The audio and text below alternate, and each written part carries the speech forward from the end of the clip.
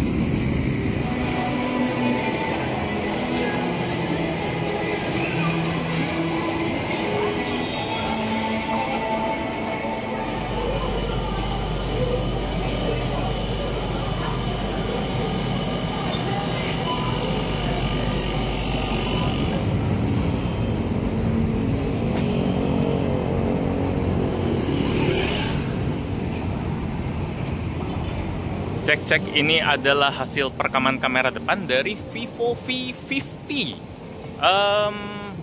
Di resolusi 4K 30 fps, jadi sama kayak kamera belakangnya. Di 4K 30 fps semua, belum ada yang bisa 4K 60. Cuma hasilnya udah kelihatan bening, langit biru, bahkan di suasana yang sangat terik banget ini. Kalau lama-lama bisa gosong, cuma langit masih biru, muka masih aman. Daun di belakang juga masih oke, jadi dari dynamic range ini udah mantep. Tapi kalau dari kestabilan masih goyang. Kalau mau stabil harus di 1080p. Ini setelah saya turunin settingnya ke 1080p atau saya aktifin tombol stabilizernya, otomatis bakal turun ke 1080p 30 fps. Tetap bagus, tapi nggak setajam yang tadi. Cuma kestabilannya oke. Jadi dipilih ya Mas ya, nggak bisa dua-duanya. Sama kayak V40 sih. Lanjut ke bagian display. Kalau tadi Anda mikir bagian belakang ini berasa sama aja, ayolah bang ya, ini cuma modif frame kamera doang, itu pun cuma aura LED doang. Sama aja lah. Nggak salah sih. Tapi yang di depan ini nih, modelnya beda jauh. Sekarang tipenya rounded edge design atau layar 2,5D yang lebih flat, tapi tetap ada lengkungan tipis-tipis di tepiannya. Kalau V40 kemarin kan curve abis ya, vibes-nya jelas beda. Tapi soal bagusan mana, ini balik ke selera lah. Layar curve emang kelihatan mewah, tapi cari screen protectornya sulit. Kalau layarnya rata total, kesannya kaku ya. Kalau model macam V50 ini, dia berasa ambil tengah-tengahnya. Desain begini juga dipakai di HP flagship kayak X200 series. Jadi bisa dibilang si mid-range V50 ini keinspirasi dari layar flagshipnya Vivo. Bahan kacanya pun pakai yang lebih kuat punya, Diamond Shield Glass. Ini diklaim 50% lebih tahan jatuh dari V40 kemarin. Widih, jadi ini upgrade total dong layarnya bang. Wah, layarnya lebih kuat. Belum selesai sih. Kaca yang lebih kuatnya ini harus ditalangin oleh spek layar yang lain. Resolusinya kena downgrade. Resolusi layar yang kemarin tinggi 1,5K di V40, sekarang jadi standar aja 1080p. Kerapatannya turun sekitar 15%-an. Sisanya sih tetap dijaga sama ya. Ukurannya sama 6,78 versus 6,77 inci. Panel AMOLED yang support HDR10+, refresh rate 120Hz, brightness juga tetap jelas dipakai outdoor, HBM 1300 nit. Sip. Jadi dari desain Vivo V50 punya vibes V-nya banyak banget. Jadi dari desain Vivo V50 dia punya vibes ala flagship. Tapi dari resolusi dia balik ala mid-range lagi. Ada yang ditambahin, ada yang dikurangin biar impas. Utak-atik lah biar kerasa variasi. Kayak yang tadi saya bilang, facelift. Dari mesinnya dijaga tetap sama ya. Prosesor Snapdragon 7 Gen 3, RAM-nya LPDDR4X, ada yang 8GB, ada yang 12GB. Memori internal ada yang 256GB, ada yang 512GB. MLBB dia aman, jalannya stabil di 90 fps, udah optimal buat mesin yang dipakai. PUBG M juga bisa jalan di 60 fps. Kalau Genshin setting paling tinggi, kurang lebih dapatnya 40 fps, dia naik turun. Performa yang oke lah buat HP mid-range. Suhunya juga tetap sama kayak V40. Kalau kita push game berat, panasnya lumayan ya, bisa sampai 44 derajat. Buat saya, ada satu bagian aja yang fix lebih bagus di V50 ini, baterainya. Dia naik dari 5.500 jadi 6.000 mAh. Ya emang harus ada upgrade yang jelas gini sih. Harus dibela-belain Vivo lah, biar mereka pede buat bilang kalau ini adalah sebuah upgrade, rekor. Daya tahannya juga bagus ya, buat play streaming musik di YouTube selama 1 jam dia makan 5-6% aja. Buat main MLBB di 90 fps setengah jam makan 9%.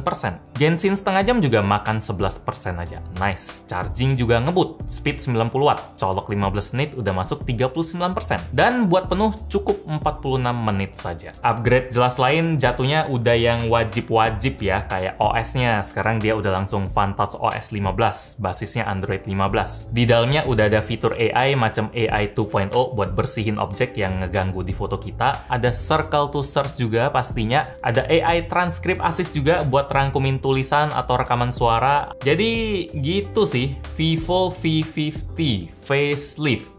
Mode pertahanan kualitas yang udah ada di waktu yang lumayan singkat.